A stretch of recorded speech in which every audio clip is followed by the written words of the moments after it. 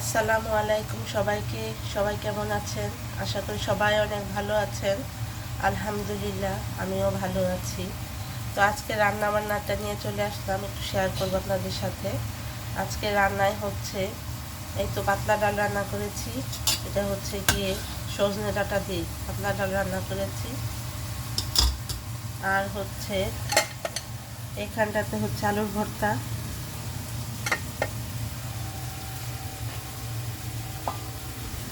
আর এইখানটাতে হচ্ছে চিংড়ি দিয়ে লাউ রান্না করবো আজকে। চিংড়ি মাছ দিয়ে লাউ রান্না করবো। আগে চিংড়ি মাছটা একটু কষিয়ে নিলাম, এখন আমি আস্তে আস্তে লাউগুলো দিয়ে দিব।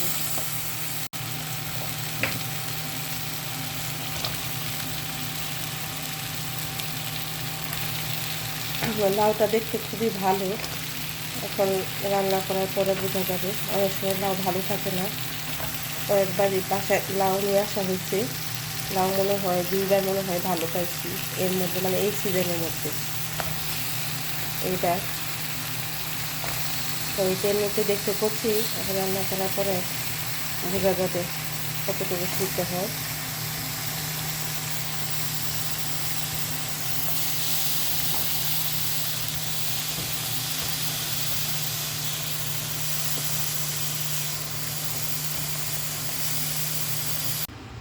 আর এখানে হচ্ছে আমি লাউয়ের জন্য হচ্ছে গিয়ে টমেটো কেটে নিলাম, আর এখানে ধনেপাতা কেটে রাখছি। ওই তো লাউটা হয়ে আসলে একটুখানি তারপর দিয়ে দিব। তো লাউটা বসিয়ে দিলাম, এখন আস্তে আস্তে হতে থাকুক। আপনাদের সাথে এই ফাঁকে আমি একটু বাইরের ওয়েদারটা একটু শেয়ার করে আসব। এই হচ্ছে বাইরের ওয়েদার, রোদ। পাহাড়ে ওই তো দেখতে পাচ্ছেন কুয়াশা অনেক, আর প্রচণ্ড বাতাস বাইরে আজকে। আজকে না, শুধু গতকালকেও ছিল প্রচণ্ড বাতাস বাইরে। আর আজকেও বাতাস অনেক, প্রচণ্ড রোদ উঠছে। রোদ উঠলেও তত বেশি গরম নেই বাতাসের কারণে। মেয়ে হচ্ছে গতকাল দুবাইতে গিয়েছিল ওদের স্কুল থেকে ট্রিপে। তো ওইখান থেকে আসতে আসতে ওর ভালো রাতই হয়েছে, রাত 10টার উপরে বেজে গিয়েছিল। তো কালকে শুধু সকালে যাওয়ার সময় একটুখানি ভাত খেয়ে গেছিলো, আর খায়নি। আর দুপুরে ওদেরকে ওইখান থেকে খাবার দিয়েছিল, ওই তো ফাস্ট ফুড ওইগুলোই। তো রাতে এসে কিছুই খেতে পারে নাই, কারণ একদমই টায়ার্ড ছিল অনেক বেশি। তো আজকে ভাবলাম এর জন্য ওর জন্যই অর্ধেক আলু ভর্তা করা। আলু ভর্তা খুবই পছন্দ করে, আলুর ভর্তা আর ডিম ভাজা।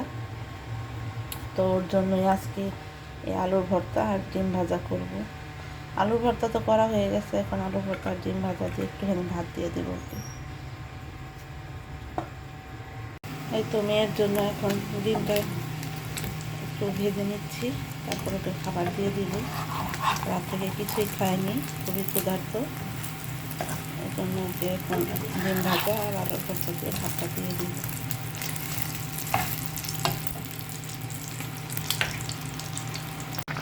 এই তো এখানে লাউ হচ্ছে, লাউ থেকে প্রচুর পানি বের হয়েছে, এক্সট্রা করে আর পানি দেওয়া লাগবে না, এই পানিতেই হয়ে যাবে।